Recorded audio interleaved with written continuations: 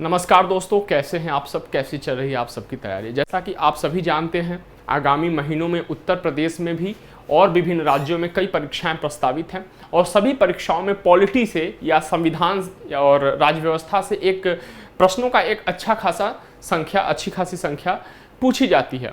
ठीक है, तो हम इसको इस श्रृंखला के अंतर्गत कवर कर रहे हैं। एक चैप्टर हम लोग पढ़ते हैं, सेक्शन पढ़ते हैं, उससे बाद जो परीक्षाओं में एमसीक्यूज पूछे रहते हैं उनको हम लोग सॉल्व करते हैं। ठीक है, तो चलिए शुरुआत करते हैं। अगर आज हम लोग क्या पढ़ेंगे, तो आज हम लोग पढ़ेंगे प्रस्तावना और संघ और उसका राज्य क्षेत्र। ठीक है, ये अनुसूची 1 का विषय है। अनुसूची 1 भाग 1 आर्टिकल 1 से 4 का विषय है। ठीक है, इससे भी प्रश्न पूछे जाते रहे हैं। और प्रस्तावना पे जो सुप्रीम कोर्ट की जो प्रमुख टिप्पणियां रही हैं, 5-6 केस हम लोग देखेंगे। ठीक है, अगले स्लाइड्स में। इसमें कई बार पूछा जाता है कि किस केस में प्रस्तावना के बारे में क्या टिप्पणी करी गई है। इसके पहले अगर आप लोगों ने सेशन नहीं देखा है तो उसे भी आप लोग देख लीजिए। इसके पहले पहले वाले सेशन में हम लोगों ने बात किया है कि जो संविधान है हमारा और जो हमारी प्रस्तावना है, जो हमारी संविधान सभा है, उस पर चाहे देश या चाहे विदेश के जो प्रमुख विद्वान हैं, प्रमुख संविधानविद हैं, उनकी क्या टिप्पणियां रही हैं उसके बारे में हम लोगों ने बात किया है। उससे भी प्रश्न पूछे जाते रहे हैं। ठीक है, तो चलिए शुरुआत करते हैं। तो पहले हम लोग देखेंगे संविधान के भाग के रूप में प्रस्तावना। ठीक है, सुप्रीम कोर्ट की व्याख्याएं क्या है। कहने का मतलब यह है कि सुप्रीम कोर्ट की किस व्याख्या में संविधान में जो प्रस्तावना है उसको संविधान के हिस्सा के रूप में स्वीकार किया गया है।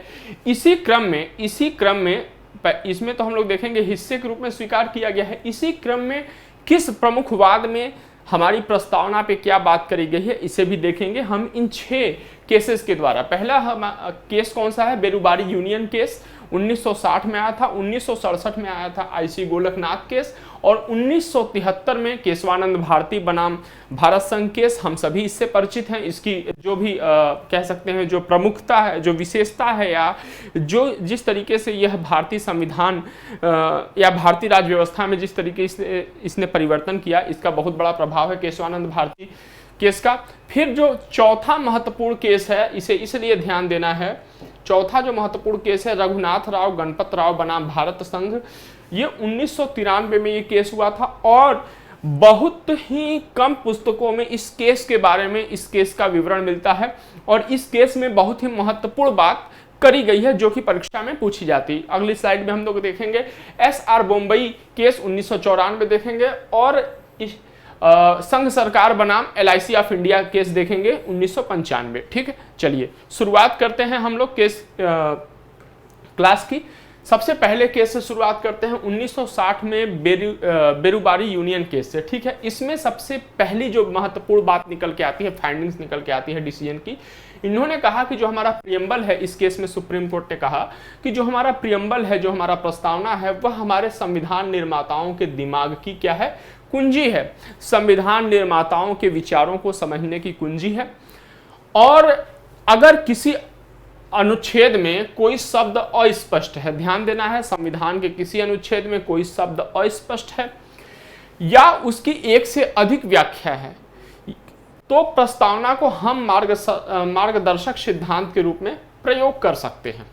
लेकिन कहने का मतलब यह है कि दिमाग की कुंजी है, मतलब यहाँ से जो हमारे संविधान सभा के सदस्य थे वो क्या सोच रहे थे संविधान का कोई अनुच्छेद बनाते समय, हम यहाँ से समझ सकते हैं। और किसी भी अनुच्छेद में किसी भी प्रकार की कोई समस्या है, समझने में कठिनाई महसूस हो रही है, तो उसके निर्वचन में हम इस प्रस्तावना का प्रयोग करेंगे। ठीक है, ये बात कही गई। लेकिन यहाँ पे जो सबसे महत्वपूर्ण बात कही गई वो कि जो हमारा प्रियम्बल है वह संविधान का हिस्सा नहीं है, संविधान का भाग नहीं है, यह बात कही गई। ठीक, यहाँ इस केस में आईसी गोलकनाथ वर्सेस पंजाब राज्य जाता है 1967 में। ठीक, अब इस केस में क्या कहा गया?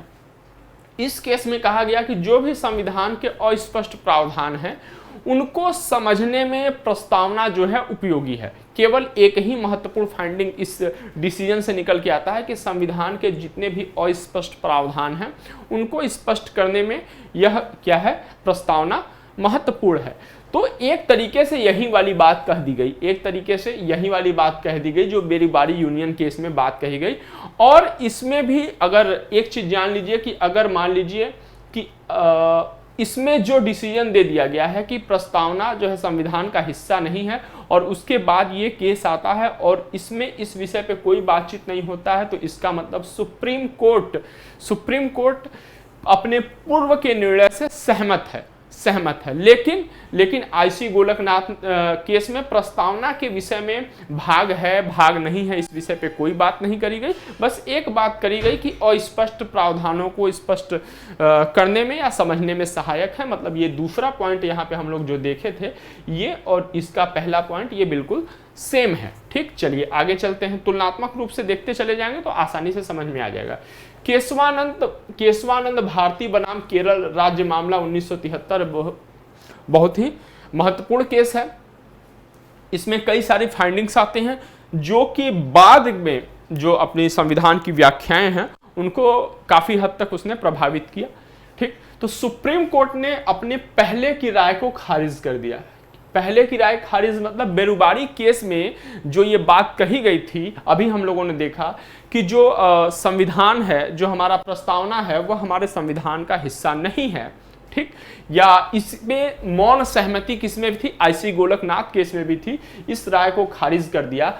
तो इसका मतलब क्या हुआ? इसका मतलब ये हुआ कि केशवानंद भारती बनाम केस में इस बात को एक्सेप्ट किया गया कि प्रस्तावना जो है वह हमारे संविधान का हिस्सा है, हमारे संविधान का भाग है। यह क्या किया गया? स्वीकार किया गया। इसमें स्पष्ट रूप से स्वीकार किया गया। लेकिन एक बात और भी कही गई कि जो प्रस्तावना अगर हमारे संविधान का हिस्सा है, प्रस्तावना हमारे संविधान का हिस्सा है, तो जिस तरीके से संविधान के किसी भी हिस्से में संशोधन किया जा सकता है, अनुच्छेद 368 के माध्यम से, संविधान की जो अनुच्छेद है 368 में निहित प्रावधानों के माध्यम से, उसी तरीके से चूंकि अब प्रस्तावना भी संविधान का हिस्सा हो गया है, तो अब प्रस्तावना में भी संशोधन किया जा सकता है।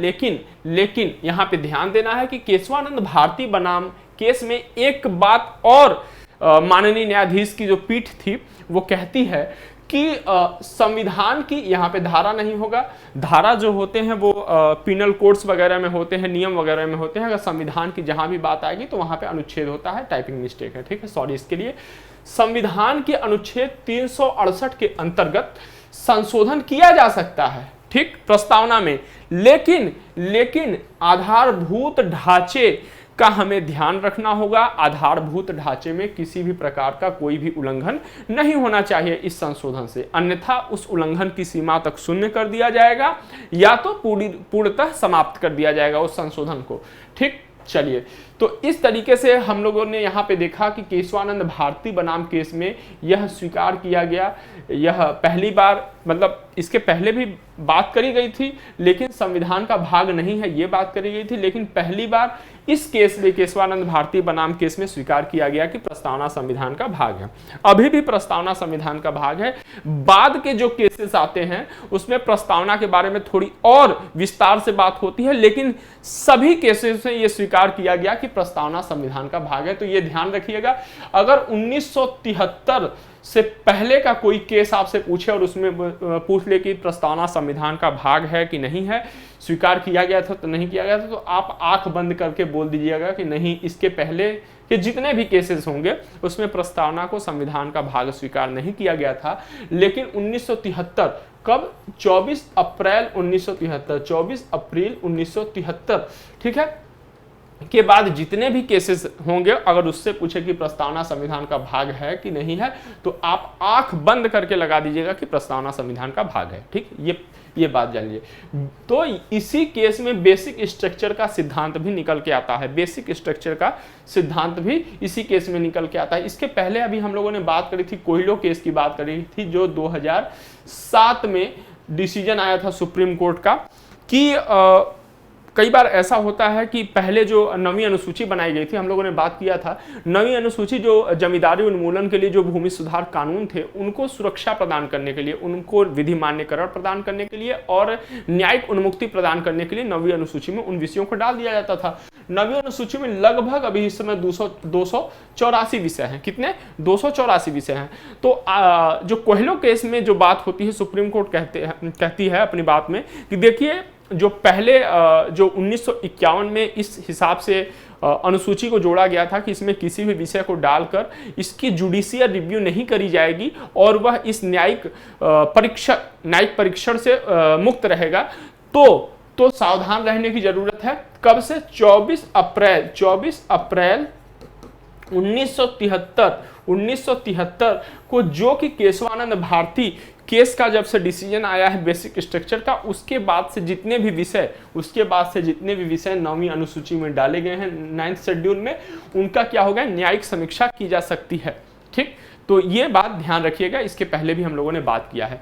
अगला जो महत्वपूर्ण है वह है रघुनाथ राव गणपत राव बनाम भारत संघ 1993 का ये केस है, ध्यान देना है। और निश्चित तौर पे मैं ये आश्वस्त हूं कि बहुत ही कम पुस्तकों में इस केस के बारे में जानकारी दी गई है, बहुत ही कम पुस्तकों में। इवन लक्ष्मीकांत में भी इस केस के बारे में जानकारी नहीं है। ठीक है, तो जो कहा जाता है बाइबिल कहा जाता है ना, पॉलिटी की बाइबिल, लक्ष्मीकांत में भी इस केस की जानकारी नहीं है। तो आप निश्चित तौर पे अपने बुक में, अपने नोट्स में ऐड कर लेंगे इस बात को। ठीक है, तो रघुनाथ राव गणपत राव बनाम भारत संघ 1993। ठीक, तो देखिए इसमें यह कहा गया कि इस केस में कि प्रस्तावना न तो विधायिका की शक्ति का स्रोत है। प्रस्तावना में यह बात कहा गया है कि हम भारत के लोग, भारत को संपूर्ण प्रभुत्व संपन्न समाजवादी, जो भी पूरी बात कही गई है। ठीक है, और यह भी माना जाता है कि सरकार की शक्ति का स्रोत क्या है, विधायिका की शक्ति का स्रोत भारत की जनता है। विधायिका की शक्ति का स्रोत क्या है, भारत की जनता है। लेकिन यह बात ध्यान देना है कि प्रस्तावना विधायिका की शक्ति का स्रोत नहीं है, और साथ ही साथ प्रस्तावना विधायिका की शक्ति पर किसी भी प्रकार का रोक नहीं लगाता है। ठीक, ये दो महत्वपूर्ण बात इसमें कही गई, यह ध्यान रखिएगा, ये दो महत्वपूर्ण बात है। बाकी जो बात करी गई कि संविधान के अस्पष्ट प्रावधानों को स्पष्ट करने में उपयोगी है प्रस्तावना, ये हम लोग पहले भी देख चुके हैं, गोलकनाथ में भी देख चुके हैं, बेरुबारी में भी देख चुके हैं ये सब बात। इसका मतलब इन सब में भी ये अंतर निहित है। चलिए, रघुनाथ राव में ये दो बात बिल्कुल ध्यान रखिएगा, रघुनाथ राव केस की फाइंडिंग्स यही दो बातें हैं। ठीक, चलिए आगे देखते हैं हम लोग। एस.आर. बोम्बई बनाम भारत संघ 1994, ये महत्वपूर्ण केस है। इसमें भी स्वीकार किया गया कि प्रस्तावना संविधान का हिस्सा है, संविधान का भाग है। ठीक है, यूनियन गवर्नमेंट बनाम क्या है, LIC ऑफ इंडिया केस। ठीक, ये 1995 का केस है। इसमें भी स्वीकार किया गया कि जो प्रस्तावना है वह हमारी संविधान का हिस्सा है। अब देखिए, ये जो सुप्रीम कोर्ट के महत्वपूर्ण फैसले आए हैं, महत्वपूर्ण फैसले हैं सुप्रीम कोर्ट के, इनके अनुसार हमें दो बातों पे ध्यान देने की जरूरत है। ठीक, पहली बात कि प्रस्तावना न तो विधायिका की शक्ति का स्रोत है, न ही यह विधायिका की शक्तियों पर किसी प्रकार का कोई भी प्रतिबंध लगाता है। ये बात अभी हम लोगों ने कहा देखा था, ये बात अभी हम लोगों ने रघुनाथ राव गणपत राव वाले केस में देखा था 1993 में, जिस पे डिसीजन आया था। पहली बात हो गई। जो दूसरी बात ध्यान देने वाली है, ये पहली बात हो गई। जो दूसरी बात ध्यान देने वाली है कि जो प्रस्तावना है वह गैर न्याय संगत है। क्या है, गैर न्याय संगत। मतलब क्या है, इसके प्रावधान कानून की अदालतों में लागू करने योग्य नहीं है। मतलब प्रस्तावना को हम लोग इस आधार पे न्यायालय में चैलेंज नहीं कर सकते कि प्रस्तावना में कही गई फला बात फला वो हमें जो है अप्राप्त है, या इसके विपरीत कोई कानून कोई नियम बनाया जा रहा है, इस आधार पे आप अदालत में नहीं जा सकते। यही बात कही गई है, गैर न्याय संगत है। तो प्रस्तावना क्या है, प्रस्तावना गैर न्याय संगत है। ठीक है, वाद योग्य नहीं है, न्याय योग्य नहीं है। ठीक है, चलिए ये दो बातें हो गई। अब आगे देखते, इतनी बात तो हो गई। 1973 में ये सुप्रीम कोर्ट ने बात निश्चित कर दी कि भैया ये जो प्रस्तावना है, जो हमारा प्रियम्बल है, ये हमारे संविधान का हिस्सा है। पहली बात। दूसरी बात ये कि जिस तरीके से जब संविधान का हिस्सा है तो अंतर्निहित सी बात है, जिस तरीके से संविधान में संशोधन किया जा सकता है अनुच्छेद 368 के द्वारा, उसी तरीके से प्रियम्बल में भी संशोधन किया जा सकता है, बशर्ते हमें ध्यान रखना है कि जो हमारा बेसिक स्ट्रक्चर है, जो हमारा बेसिक स्ट्रक्चर है, जो हमारा BS है, या हम ये कह सकते हैं जो हमारा आधारभूत ढांचा है, उसका उल्लंघन नहीं किया जाना चाहिए। तो इसी चीज को ध्यान में रखकर, ठीक है, 1976 में, कब? 1976 में 42वां संविधान संशोधन अधिनियम 1976 यह संपन्न हुआ और यह एकमात्र और पहला और एकमात्र अब तक का प्रस्तावना में किया गया परिवर्तन है, प्रस्तावना में किया गया संशोधन है। ठीक है, अब इसमें क्या जोड़ा गया? अगर हम लोग 42वें संविधान संशोधन की बात करें तो इसमें 3 सिद्धांत जोड़े गए। कई बार पुस्तकों में लिख दिया जाता है शब्द जोड़े गए, ठीक है, लेकिन इसमें 3 सिद्धांत जोड़े गए। शब्दों की संख्या अगर हम लोग देखें तो इसमें समाजवादी, पंथ निरपेक्ष और अखंडता, यहां पे पंथ निरपेक्ष छूट गया है, यहां पे पंथ निरपेक्ष छूट गया है। ठीक, समाजवादी, पंथ निरपेक्ष और अखंडता सिद्धांत जोड़े गए। ठीक, चलिए आगे चलते हैं। तो 3 सिद्धांत जोड़े गए, समाजवादी, पंथ निरपेक्ष और अखंडता। अभी तक केवल पहली बार संशोधन हुआ है 42वां संविधान संशोधन 1976 में, और अब तक का केवल एकमात्र संशोधन है, केवल पहली बार है और अब तक का केवल एकमात्र संशोधन है। तो प्रस्तावना में परीक्षा से संबंधित जितने भी प्रस्तावना से प्रश्न पूछे जा सकते हैं, महत्वपूर्ण प्रश्न, जहां पे कि हम सभी फंसते हैं सामान्य तौर पे और थोड़ा क्लिष्ट भी समझा जाता है इसको, ठीक है, तो उसे हम लोगों ने कवर कर लिया। निश्चित तौर पे अगर आपके पास PYQs है तो इससे संबंधित जो क्वेश्चन आए हुए हैं आप देख सकते हैं, यहां से आप उसे आसानी से सॉल्व कर पाएंगे। ठीक है, अब हम आगे बढ़ते हैं। चलिए आगे हम लोग बढ़ते हैं the union and it's territory पे देखते हैं। ठीक है, यूनियन एंड इट्स टेरिटरी देखते हैं।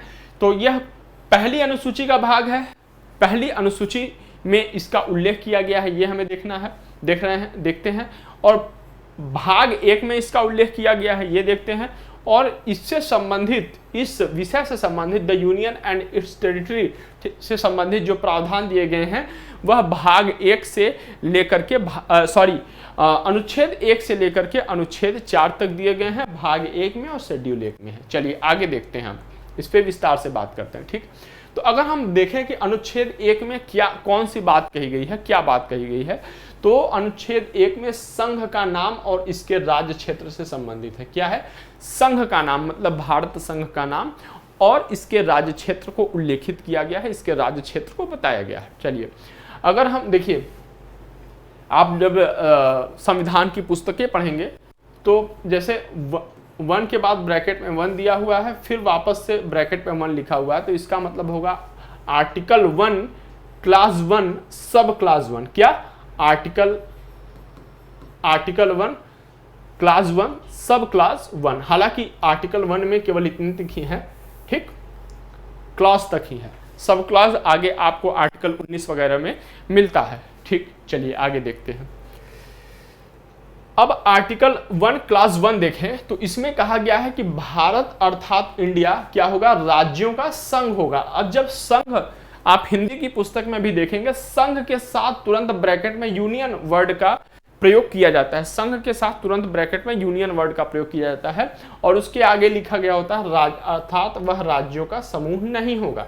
मतलब भारत क्या है? भारत अर्थात इंडिया राज्यों का संघ है, राज्यों का समूह नहीं है। अब इस अनुच्छेद से हमें क्या बात पता चलती है? इस अनुच्छेद से हमें क्या बात पता चलती है? तो भारत अर्थात इंडिया ये बताता है कि ये हमारे क्या है? देश का नाम है, हमारे देश का नाम है। और ये जो संघ शब्द है, ये जो संघ शब्द है, यह बताता है कि जो भारत की राज पद्धति है वह क्या है? संघ, मतलब एक तरीके से वह भारत की राज पद्धति जो है संघ प्रकार की है, जबकि संविधान का जो ढांचा है वह संघी है। राज पद्धति कैसा है? यूनियन है, और जो ढांचा हमारा है वह संघी है, यह ध्यान रखना है। अब अगर इसको थोड़ा और खोले आर्टिकल 1 क्लॉज 1 को, तो इससे ये पता चलता है कि यहाँ पे ये लिखा गया है कि यह राज्यों का समूह नहीं है और राज्यों का यह क्या है? राज्यों का, जबकि यह संघ है। तो संघ का मतलब यह है कि भारतीय संघ राज्यों के मध्य किसी समझौते का परिणाम नहीं है।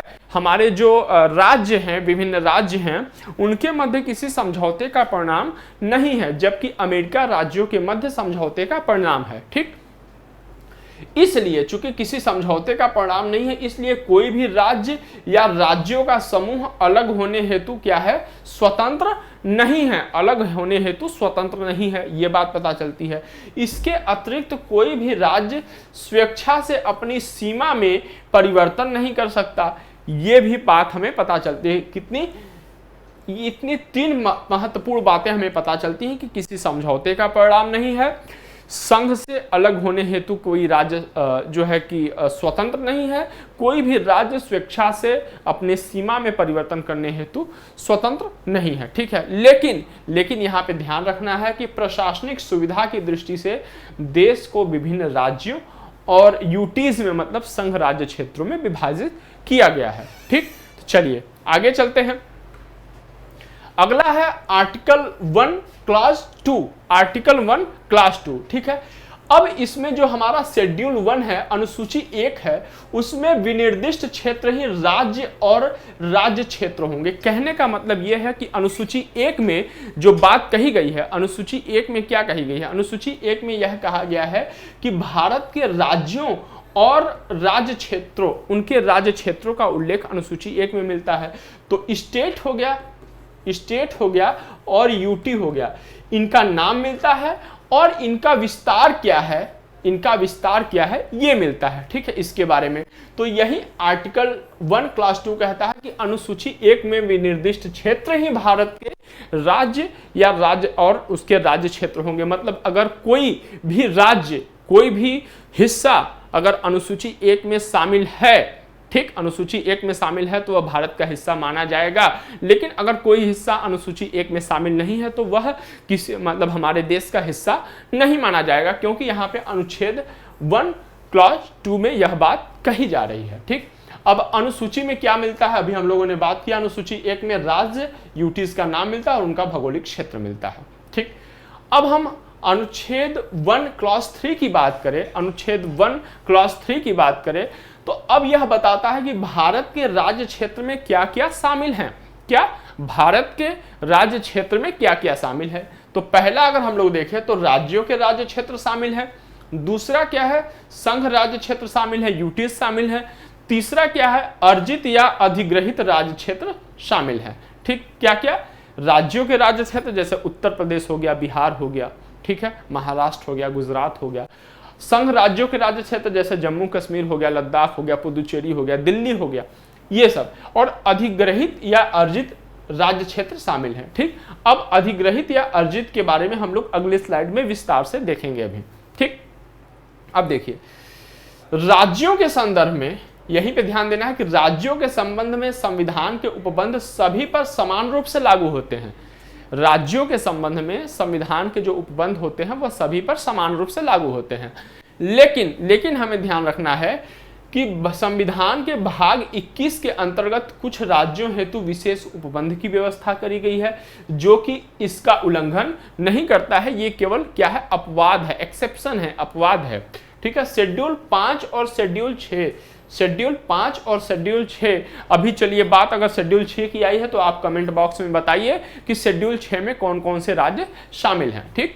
चलिए, राज्य के भीतर जो अनुसूचित और अनुसूचित जनजाति क्षेत्र हैं उनके प्रशासन के संदर्भ में विशेष उपबंध किए गए हैं। तो भाग 21 अनुसूची 5 अनुसूची 6 क्या है, इसका एक्सेप्शन है। बाकी जो राज्यों के संदर्भ में संविधान के जो उपबंध है वो सभी जगह लागू होते हैं, समान रूप से लागू होते हैं, यह बात ध्यान रखना है, ठीक है। 21, 5, 6 ये एक्सेप्शन है। अब राज्यों का क्षेत्र क्या है, इसमें 28 राज्य आते हैं और 8 संघ राज्य क्षेत्र आते हैं। कितने, 28 राज्य आते हैं और 8 संघ राज्य क्षेत्र आते हैं, ठीक है। ये दोनों 2020 में ये अपने यहाँ बन गए थे। अगर हम लोग बात देखें तो अगर संघ राज्य क्षेत्र की बात करें तो अंडमान और निकोबार द्वीप समूह, लक्षद्वीप, ठीक, चंडीगढ़, पुदुचेरी, राष्ट्रीय राजधानी क्षेत्र दिल्ली, लद्दाख, जम्मू कश्मीर, दादरा और नागर हवेली व दमन दीव। ये भी दादरा और नागर हवेली और दमन दीव पहले अलग अलग थे। 2020 में ये 26 जनवरी 2020 से इन्हें क्या कर दिया गया, एक में ही कर दिया गया, ठीक है, एक में कर दिया गया। चलिए, ये तो हो गया राज्यों के क्षेत्र। अब संघ राज्य क्षेत्र किसे कहते हैं या केंद्र शासित प्रदेश किसे कहते हैं, तो ये सीधे बस ये जान लीजिए, केंद्र शासित प्रदेश मतलब सीधे केंद्र के द्वारा, ऐसे प्रदेश जो सीधे केंद्र के द्वारा शासित किए जाते हों, या संघ राज्य क्षेत्र मतलब संघ, आप समझ रहे हैं हमारे केंद्र सरकार, केंद्र को वो संबोधित कर रहा है यहाँ पे संघ राज्य क्षेत्र, तो मतलब केंद्र द्वारा प्रशासित राज्य क्षेत्र की बात करी जा रही है तो सीधे केंद्र सरकार द्वारा नियंत्रित और प्रशासित होते हैं। क्या होते हैं? केंद्र सरकार द्वारा नियंत्रित और प्रशासित होते हैं। ठीक, अब तीसरा जो है राज्य की बात करते हैं।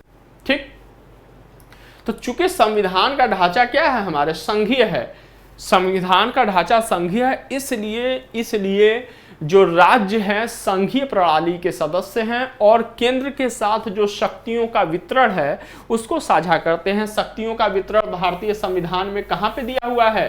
ठीक है, तो आर्टिकल 246 के अंतर्गत शेड्यूल 7 में दिया गया है। ठीक है, 3 लिस्ट है इसमें। कौन कौन सा? यूनियन लिस्ट है, स्टेट लिस्ट है और कॉन्करेंट लिस्ट है। 100 विषय हैं इसमें वर्तमान में, पहले 97 विषय थे। इसमें कितने विषय हैं? इसमें 61 विषय हैं। पहले कितने थे? 66 थे। इसमें कितने हैं? कॉन्करेंट लिस्ट में समवर्ती सूची में 52 विषय हैं। पहले कितने थे? 47 थे। ठीक है, याद करते चलिए यहीं पे। ठीक, चलिए, तो ये संघीय ढांचा संघीय, इसलिए राज्य भी वितरण, शक्ति का वितरण केंद्र के साथ साझा करते हैं। तो यहाँ पे हमें 3 चीज मिला। राज्यों का क्षेत्र किसे कहते हैं, संघ राज्य क्षेत्र किसे कहते हैं और राज्य किसे कहते हैं। राज्यों का क्षेत्र का मतलब उसमें राज्य भी काउंट होंगे और संघ राज्य क्षेत्र भी काउंट होंगे, दोनों साथ साथ आएंगे। ठीक, संघ राज्य क्षेत्र या केंद्र शासित प्रदेश समझ गए, जहां पे प्रशासन और नियंत्रण सीधे केंद्र सरकार का होता है, और राज्य जो कि केंद्र के साथ शक्तियों का वितरण, समवर्ती सूची में शक्तियों का वितरण साझा करते हैं। यह हो गया राज्य हो गया। चलिए आगे चलते हैं।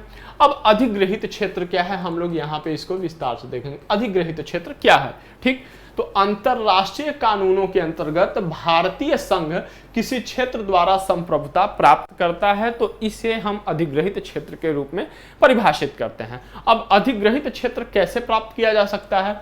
अर्जन के द्वारा, अर्जित करके, युद्ध में विजित करके, किसी संधि के अनुसार प्राप्त करके, ग्रहण करके। अध्यर्पण मतलब अधिकार या स्वामित्व अगर कोई सौंप दे, अगर कोई स्वामित्व सौंप दे स्वतः तो उसे अध्यर्पण कहते हैं, या स्वामित्व विहीन क्षेत्र पर कब्जा करके। इसके साथ साथ ऐसा क्षेत्र जिसका कोई भी कह सकते हैं जहां पे किसी भी अन्य दूसरे देश की संप्रभुता नहीं है, उस पे जो है कब्जा करके। ठीक है, ये जो अधिग्रहित क्षेत्र होते हैं ये भी सीधे केंद्र सरकार द्वारा प्रशासित होते हैं। ठीक, सीधे केंद्र सरकार द्वारा प्रशासित होते हैं। अब देखिए, जो यूटीज हैं और अर्जित क्षेत्र है, अब यहाँ पे थोड़ा और इसका वो कर लेते हैं। ठीक है, तुलनात्मक रूप से देख लेते हैं। जो यूटी है और अर्जित क्षेत्र है, इनका विनियम कौन बनाता है? राष्ट्रपति।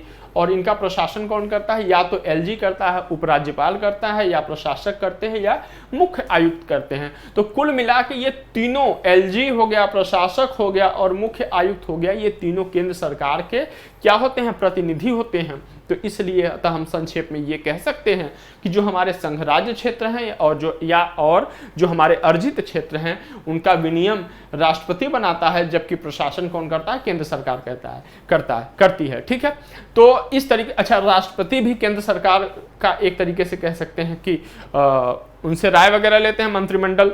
ठीक है, तो विनियम भी कौन बनाते हैं? केंद्र सरकार ही बनाती है। ठीक, चलिए, अब ऐसे केंद्र शासित प्रदेश, जो ऐसे क्षेत्र भारत के ऐसे राज्य जो पहले केंद्र शासित प्रदेश थे अब राज्य बन गए हैं, तो उनके बारे में थोड़ी सी विवरण हम लोग देख लेते हैं। ऐसे कौन कौन से राज्य हैं जो कि पहले केंद्र शासित प्रदेश रहे? हिमाचल प्रदेश रहा है, मणिपुर रहा है, त्रिपुरा रहा है, मिजोरम रहा है और अरुणाचल प्रदेश, और इसके साथ साथ गोवा रहा है। आप लोग बुक खोलेंगे अपना तो बुक में इनके नाम के साथ इनके गठन की तिथि दी हुई होती है, और उस समय जब इनको गठित किया गया था तो ये पहले यूटीज थे कि सीधे स्टेट ही थे। ठीक है, तो बहुत सारे राज्य ऐसे भी हैं जैसे कि हम लोगों ने यहाँ पे देखा जो पहले यूटी थे, बाद में ये स्टेट बने। ठीक है, तो वहाँ पे पूरा विवरण, उनकी तारीख का विवरण दिया होगा आप कि ये किस डेट को यूटी थे और किस डेट से ये स्टेट बन गए। ठीक, तो ये हम लोग वहाँ देख सकते हैं।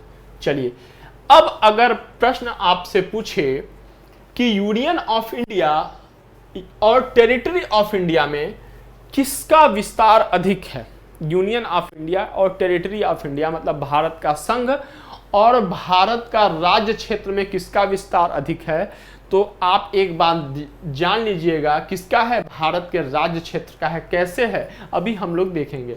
भारत के संघ में केवल राज्य शामिल होते हैं। भारत का संघ अगर यूनियन ऑफ इंडिया कहा जाएगा तो भारत का उसमें केवल राज्य शामिल होंगे, जबकि भारत के राज्य क्षेत्र में राज्य भी शामिल होंगे, यूटी भी शामिल होंगे और भविष्य में अर्जित किए जाने वाले क्षेत्र भी शामिल होंगे। अब देखिए, अभी हम लोगों ने पढ़ा था, इसको कैसे समझ सकते हैं। अभी हम लोगों ने तुरंत पढ़ा था इसके जस्ट पहले कि संविधान के, भारतीय संविधान के आर्टिकल 1 क्लास 1 में यह कहा गया कि भारत अर्थात इंडिया राज्यों का संघ होगा। वहां पे संघ शासित प्रदेशों वगैरह की बात नहीं करी गई है। भारत अर्थात इंडिया क्या होगा, राज्यों का संघ होगा। तो मतलब भारत का संघ कौन है, या इसमें केवल राज्य शामिल होते हैं। अब समझ में आ गया। चलिए अब आते हैं अनुच्छेद 2 में, अगले अनुच्छेद पे आते हैं। ठीक है, यह संसद को 2 शक्तियां प्रदान करता है। अनुच्छेद 2 क्या करता है, संसद को 2 शक्तियां प्रदान करता है। अब ये 2 शक्तियां क्या हैं, 2 शक्तियां क्या हैं, हम इनके बारे में बात करेंगे। देखिए, ये कहता है कि जो संसद है क्या कर सकती है, संघ में नए राज्यों का प्रवेश कर सकती है। ऐसे राज्य जो कि पहले से अस्तित्वमान हो, पहला, नए राज्यों का प्रवेश कर सकती है ऐसे राज्य जो पहले से अस्तित्व में है। दूसरा, नए राज्यों की स्थापना कर सकती है जो कि अस्तित्व में नहीं है। अनुच्छेद 2 में यह बात करी गई है कि संसद के पास 2 शक्तियां हैं जो कि संघ में अपने इन शक्तियों का प्रयोग करके, पहला कि नए राज्यों का प्रवेश कर सकती हैं। अब इसे आप समझने के लिए, नए राज्यों का मतलब वह पहले से उसका निर्माण है, ठीक, निर्माण हो चुका है, अस्तित्व में है। दूसरी महत्वपूर्ण शक्ति कि वह नए राज्यों की स्थापना कर सकती है, मतलब कि उसका निर्माण पहले नहीं हुआ था, वह अस्तित्व में नहीं है। चलिए अगर हम आगे देखें, इसके संदर्भ में थोड़ा और डिटेलिंग कर लें, तो जो आर्टिकल 2 है या अनुच्छेद 2 है, यह उन राज्यों से संबंधित है जिन पर तत्समय भारतीय संप्रभुता या संघ का विस्तार नहीं है।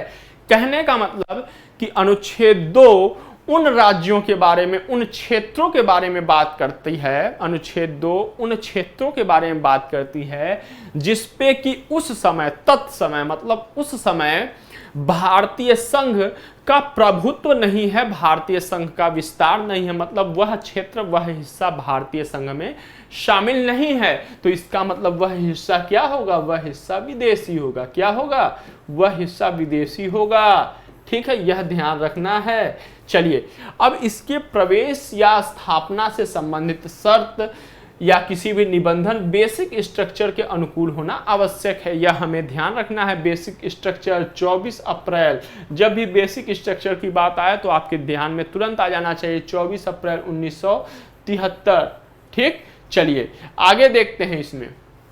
अब देखिए, लेकिन जब अनुच्छेद 2 के अंतर्गत या अनुच्छेद 2 की शक्तियों का प्रयोग करके कोई भी हिस्सा केंद्र सरकार भारतीय संघ में शामिल करती है, तो यह ध्यान रखना जरूरी है कि यह आवश्यक नहीं है कि पूर्व के विद्यमान राज्यों के अनुसार उसे समान दर्जा प्रदान किया जाए। ठीक है, यह आवश्यक नहीं है कि पूर्व में विद्यमान राज्यों के समान ही उसे समान दर्जा प्रदान किया जाए। यह अनुच्छेद 2 के संदर्भ में याद रखिएगा। बेसिक स्ट्रक्चर का उल्लंघन नहीं होना चाहिए, यह भी याद रखिएगा। ठीक, अब आते हैं अनुच्छेद 3 पर। अनुच्छेद 2 में इतनी ही महत्वपूर्ण बात थी। अब आते हैं अनुच्छेद 3 पर। अनुच्छेद 3 संसद को एक शक्ति प्रदान करती है कि संसद भारतीय संघ के राज्यों और यूटीज का क्या कर सकता है, पुनर्सीमन कर सकती है। क्या कर सकती है, पुनर्सीमन। पुनर्सीमन मतलब इनकी सीमा को पुनर्निर्धारित कर सकती है। कैसे कर सकती है, जब पुनर्निर्धारित कर सकती है तो आखिर कैसे कर सकती है। सबसे पहली बात कि नए राज्य या यूटीज का निर्माण करके कर सकती है। अब चूंकि निश्चित भूभाग है भारत के पास, क्या है, भारत के पास एक निश्चित भूभाग है। अब पुनर्सीमन करना होगा तो निश्चित तौर पर अगर नए राज्य और यूटीज का निर्माण करना होगा तो निश्चित तौर पे जो पहले से विद्यमान राज्य हैं उनमें परिवर्तन करना होगा, उनके सीमाओं का परिवर्तन करना होगा। ठीक है, दूसरा है कि वर्तमान राज्य और यूटीज के क्षेत्र में, सीमा में और नाम में क्या कर सकती है, संघ परिवर्तन कर सकती है, संसद परिवर्तन कर सकती है। किसमें, किसी भी राज्य या संघ राज्य क्षेत्र के सीमा में, नाम में, ठीक है, और उसके क्षेत्र में परिवर्तन कर सकती है। ठीक, अभी हम लोगों ने देखा था 2019 में कब 5 अगस्त को जम्मू कश्मीर के मामले में ऐसा ही किया गया था। ठीक है, इसी चीज का प्रयोग किया गया था, अनुच्छेद 3 का ही प्रयोग किया गया था। क्षेत्र में परिवर्तन कर दिया गया, राज्य था उसको यूटीज बना दिया गया, उसके सीमा में परिवर्तन कर दिया गया, नाम में परिवर्तन कर दिया गया, ये कर दिया गया। ठीक, चलिए अब लेकिन इसके लिए 2 शर्तें भी हैं, हमें 2 शर्तों का पालन करना पड़ेगा। इस तरीके से अगर इससे संबंधित विधेयक होगा, किसी भी संघ के राज्य और यूटी के पुनर्सीमन से संबंधित जो भी विधेयक होगा, ऐसा विधेयक राष्ट्रपति की पूर्वानुमति से ही या पूर्वानुमति मतलब सहमति से ही प्रस्तुत किया जाएगा। ऐसा कोई भी विधेयक, ऐसा परिवर्तन करने वाला कोई भी विधेयक। ठीक, चलिए राष्ट्रपति विधेयक को प्रभावित स्टेट के विधानमंडल, वीएम मतलब क्या है, विधानमंडल की राय जानने हेतु प्रेषित करेगा और यूटी हेतु आवश्यक नहीं है। क्यों? क्योंकि जो यूनियन टेरिटरी है वह सीधे केंद्र सरकार द्वारा प्रशासित या नियंत्रित होती है। ठीक, तो यह केवल राज्यों के संदर्भ में है, राज्यों के विधानमंडल को भेजा जाएगा। ठीक, ऐसा कोई भी विधेयक जो कि प्रभावित होने वाला राज्य रहेगा इस डिसीजन के परिणाम स्वरूप। अब देख लेते हैं आगे। विधानमंडल द्वारा, जो राज्य का विधानमंडल होगा वह अपनी उस परिवर्तन पर अपनी राय एक निश्चित समयावधि, कब, एक निश्चित समयावधि के भीतर दिया जाना आवश्यक है, अन्यथा विधेयक बिना राय के ही सदन में पुनर्स्थापित किया जा सकता है। ठीक, चलिए पहली बात कि एक समय सीमा में राय देना आवश्यक है। अगर ऐसा नहीं है कि आप राय नहीं देते हैं, सोच रहे हैं कि नहीं हम राय नहीं देंगे तो परिवर्तन नहीं होगा, बिल्कुल ऐसा नहीं है। अगर आप राय देते हैं तो भी ठीक है, नहीं देते हैं तो भी ठीक है। अगर केंद्र सरकार चाहती है कि परिवर्तन करना है तो वह उसे सदन में उस समयावधि के बाद क्या कर सकती है, रख सकती है, पहली बात। लेकिन अगर कोई भी विधानमंडल ये सोचे कि नहीं हमने अब निश्चित समयावधि के भीतर राय दे दिया है और बोल दिया है कि नहीं फला परिवर्तन नहीं करना है, पुनर्सीमन नहीं करना है, तो यहां पे ध्यान रखना है कि यह जरूरी नहीं है, यह जरूरी नहीं है, ठीक है, कि आपकी राय स्वीकार की जाए, हालांकि आपने समयावधि के भीतर अपनी राय दे दी है। ठीक है, तो आपकी राय स्वीकार करना भी आवश्यक नहीं है, बस ये एक प्रक्रिया है, इस प्रक्रिया का पालन करना है। केंद्र सरकार जो चाहेगी इस संदर्भ में वो करेगी। ठीक, चलिए संबंधित विधेयक में संशोधन की स्थिति में पुनः प्रभावित राज्य के विधानमंडल को प्रेषित करना या राय जानना आवश्यक नहीं। चलिए अब कोई विधेयक रखा जाता है, ये पहला चरण समाप्त हो गया, ठीक है, लेकिन अब पुनः विधेयक जब संशोधित विधेयक रख दिया जाता है और उसमें फिर वापस से कोई संशोधन करना है, पुनः कोई संशोधन करना है, ठीक है, तो जो प्रभावित होने वाला स्टेट है वापस से उसे भेजना आवश्यक नहीं है, उसकी राय जानना आवश्यक नहीं है, यह ध्यान रखिएगा। चलिए, अर्थात इसकी जो फाइंडिंग निकल के आती है पूरी बात की, अर्थात आर्टिकल 3 के संबंध में संसद राज्यों की सहमति के बिना भी कार्य करने हेतु स्वतंत्र है। क्या है? राज्यों की सहमति के बिना ही कार्य करने हेतु स्वतंत्र है संसद, आर्टिकल 3 के संदर्भ में। चलिए आगे चलते हैं। अतः संविधान द्वारा जो क्षेत्रीय अखंडता या राज्यों के अविभाज्य अस्तित्व की गारंटी नहीं दी जाती। क्यों?